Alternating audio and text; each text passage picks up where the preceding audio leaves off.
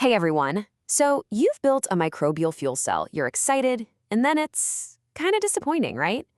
If you've ever been frustrated by its performance, you are in the exact right place.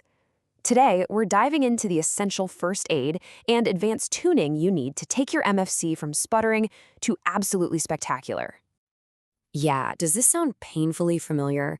You put in all the work, you set everything up just right, but the power output is just weak. Or even worse, it's jumping all over the place. Look, you are not alone. This is one of the most common hurdles, and we're going to break down exactly how to overcome it. Okay, so before we can fix anything, we have to become, well, detectives.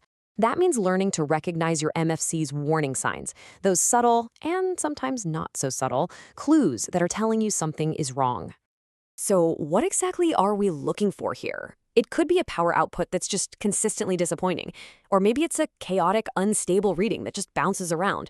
Or, bam, a sudden dramatic drop-off that leaves you scratching your head. We're also looking for physical clues like leaks or even more sneaky issues like oxygen getting into the anode chamber or gunk fouling up your key components. Recognizing which of these you're dealing with is step one. All right, now that we've seen the symptoms, it's time to play detective. See, a symptom is just a clue, and our job is to trace it all the way back to the root cause inside the cell. And this is the most critical step, because just throwing a fix at the problem without the right diagnosis, yeah, that can often make things way worse. Let's take the most common ailment of all, low power. This single symptom could point to a whole bunch of different culprits. Is your biofilm just too new and thin? Your microbes might just need more time or more nutrients. Or maybe it's a physical issue, like a loose wire creating a poor electrical connection.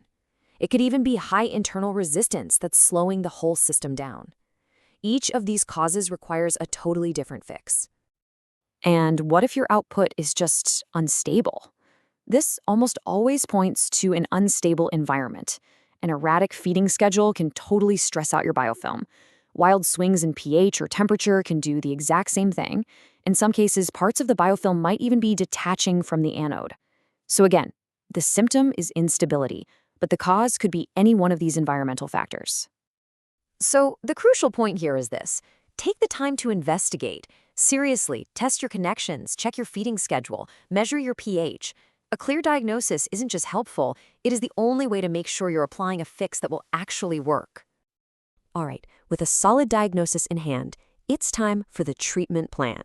Let's look at some specific, actionable fixes that are going to get your MFC back on track and performing well. Let's say you've diagnosed a poor electrical connection. The fix is direct and methodical. First, always power down the system, safety first. Then, you're going to carefully clean the contact points to ensure you have a great surface. Resolder the connection firmly, and finally, use a multimeter to test for conductivity.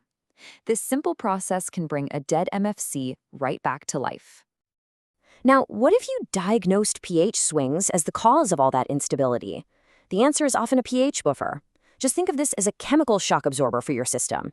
It maintains a stable pH, creating the calm, predictable environment your biofilm needs to thrive. Remember, microbes rely on enzymes, and those enzymes only work in a really narrow pH range, so stability is key for consistent power. And the research shows just how effective this can be. In one case study, a simple buffer addition was literally all it took to completely eliminate those erratic fluctuations and create a steady, reliable output. It's a small change with a massive impact. Let's tie that all together with a quick reference. If you see low power from a thin biofilm, the fix is often just patience and nutrients. If you're battling instability from pH swings, a buffer is your best friend. And for physical leaks, it's time to break out the sealant. Each problem has a direct, effective solution. Fixing problems is great, but what if we want to go beyond just working and really push for peak performance? This is where we shift from troubleshooting to proactive tuning. Let's explore how to really optimize your system. This is where things get really exciting. We're moving beyond just fixing what's broken and into the realm of active optimization. Let's see just how much power we can squeeze out of our system. So, what are the secrets to unlocking that potential? It really comes down to three main levers we can pull: tackling internal resistance, perfectly matching the electrical load, and implementing some advanced strategies for biofilm care. And the advice here is incredibly specific and actionable. To slash internal resistance, which is one of the biggest performance bottlenecks, the research points to an optimal spacing of just 0.5 centimeter to 1 centimeter between your anode and cathode. It is a tiny physical adjustment with huge implications for power output. And the result is dramatic. As the source material highlights, getting that spacing right isn't a minor tweak. It can lead to a 2 or even 3-fold increase in power output. That huge jump you see on the chart is one of the most effective hardware modifications you can possibly make. The second lever is load optimization. Now, this sounds complex, but the idea is simple. Every MFC has its own internal resistance. To get the most power out, you need to match the resistance of your external circuit, your load, to that internal resistance. It's like tuning a radio to the perfect frequency. When they match, the signal is clear and strong because you're achieving maximum power transfer. And what's the payoff for all this work?